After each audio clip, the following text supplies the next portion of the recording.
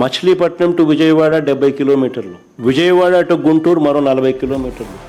మచిలీపట్నంలో మేము కడతా ఉన్న పోర్టు, మా హయాంలో పోర్టుకు శ్రీకారం చుట్టాం, పనులు మొదలుపెట్టాం, పర్మిషన్లు తెచ్చాం, ల్యాండ్ ఇచ్చాం, ల్యాండ్ కొనుగోలు చేసినాం, ఫైనాన్షియల్ క్లోజర్ కంప్లీట్ చేసినాం, ఎవరితో ప్రమేయం లేకుండా దానికి డబ్బులు వచ్చేట్టుగా ఏర్పాట్లు చేసాం.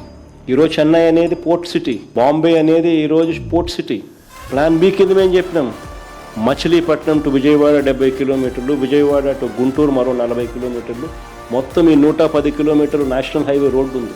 ఈ నేషనల్ హైవేకు కాస్త అటు ఇటుగా ఈ మొత్తం క్యాపిటల్ ఏరియా కింద డిక్లేర్ చేయండి. మచిలీపట్నం నుంచి ఎంఏ తీసుకోండి, విజయవాడ నుంచి విఐ తీసుకోండి, గుంటూరు నుంచి జియుఎన్ తీసుకోండి, మావి గన్ అని పేరు పెట్టండి. మచిలీపట్నం, విజయవాడ, గుంటూరు, మా వి గన్. సరే, గన్ అంటే బాగుండదు నీకు, అది జగన్ అనేది గుర్తుకొస్తుంది లేననుకుంటే సరే వేరే పేరు పెట్టండి. బ్రహ్మాండమైన 110 కిలోమీటర్లు క్యాపిటల్ ఏరియాని డిక్లేర్ చేయండి కారిడార్ కింద. కనీసము ప్లాన్ బి అన్న కనీసం పిక్చర్లోకి వస్తే అట్లీస్ట్ నువ్వు పెట్టే 2 లక్షల కోట్ల రూపాయలు ఈ రాజధాని ప్రాంతంలో, అది అయ్యేది కాదు, సచ్చేది కాదు.